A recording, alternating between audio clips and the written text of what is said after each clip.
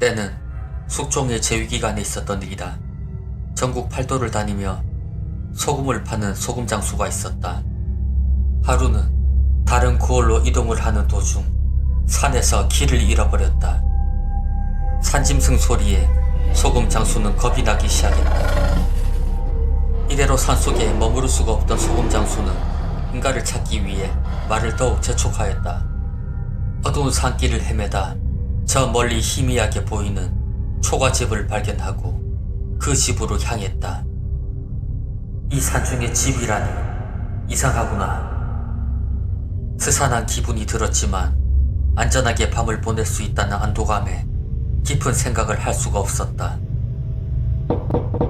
지나가는 나그네인데 여기 누구 계시오? 인기척이 느껴지지 않았다. 소금장수는 이내 다시금 말했다. 누구 안 계시오? 문이 열리며 한 처녀가 나왔다. 이신지요? 지나가는 장사꾼이오만 산에서 길을 잃어 하루 신세 좀 지어도 되겠습니까? 그는 하룻밤 쉬어갈 것을 간곡히 청하였다. 여기는 저 혼자 기거하는 집입니다. 괜찮으시다면 들어오시지요. 이 산중에 여자 혼자 사는 것이 이상하였지만 이것저것 가릴 처지가 아니었기에 소금장수는 집 안으로 들어갔다.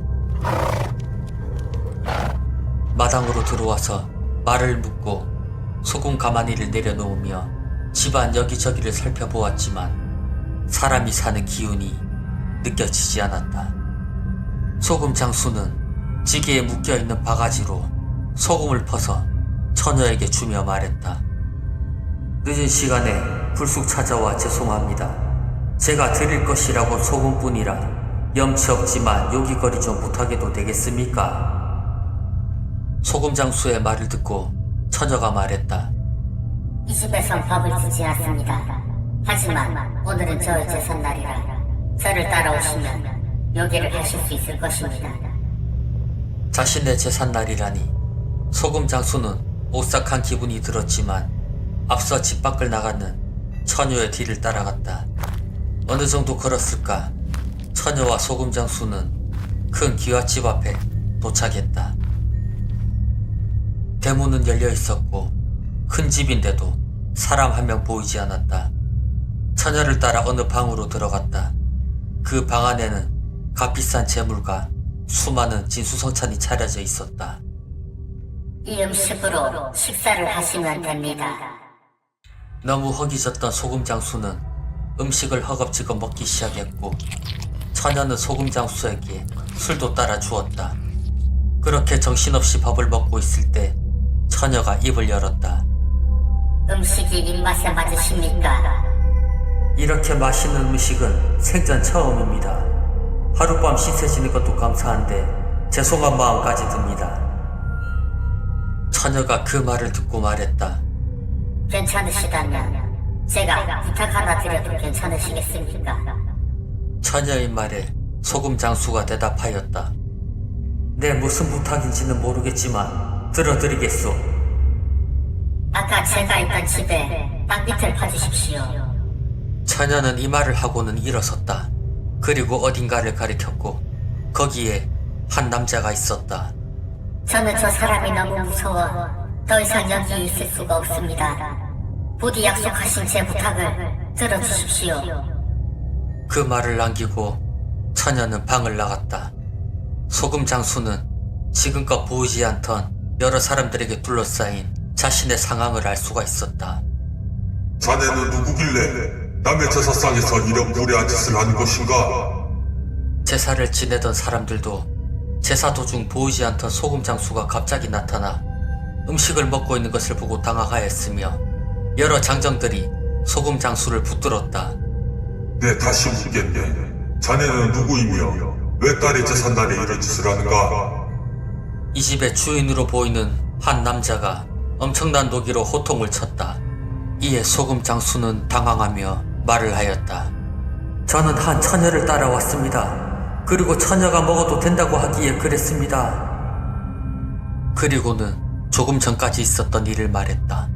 아무도 그 말을 믿어주지 않았고 억울한 소금장수는 그 사람들에게 집으로 가보자고 하였다. 소금장수와 여러 사람들이 처녀를 봤던 곳에 도착했으나 집은 보이지 않았고 큰 나무 한 그루만 있었다. 그 나무에 소금장수의 말과 소금 가마니가 있었다. 분명히 여기에 한 처자와 집이 있었습니다.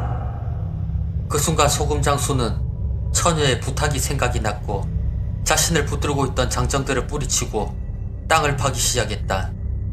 소금장수의 행동을 보던 그 집 주인이 하인들에게 같이 땅을 파보라고 하였고 여러 명이서 땅을 파자 그곳에서 여성의 시체가 나왔다. 아니, 이 아이는 집안의 주인이 여자의 시체를 보고 자살하였고 시신을 본 사람들은 그 자리에 주저앉아 하염없이 울기 시작하였다. 이 아이는 3년 전에 실종된 내 셋째 딸일세. 자네가 알고 있는 것을 전부 말해보게. 소금장수는 모든 일을 말하였고 처녀가 손짓으로 알려주었던 남자에 대해서도 이야기를 하였다. 처녀가 알려주었던 그 남자는 집안의 첫째 사위였다. 소금장수의 말을 들은 집주인은 첫째 사위를 가두고 형벌과 함께 조사를 하였다. 결국 사위는 실토를 하였는데 그 내용은 이러하였다. 이쁜 막내 처제에게 흑심을 품고 어느 날 자신이 있는 곳으로 유인을 한 후 겁탈을 하려 했었다고 한다. 완강하게 반항하는 처제를 홧김에 죽이고는 소금장수가 처음 처녀를 봤던 그곳의 큰 나무 밑에 파묻었다고 하였다. 그리고는 한양에서 살며 처가에 오지 않다가 3년이 지난 후 그동안 셋째 딸을 찾지 못했던 장인이 결국 딸이 죽은 걸로 여기고 제사를 치른다고 하자 안심하고 제사에 참석했던 것이다.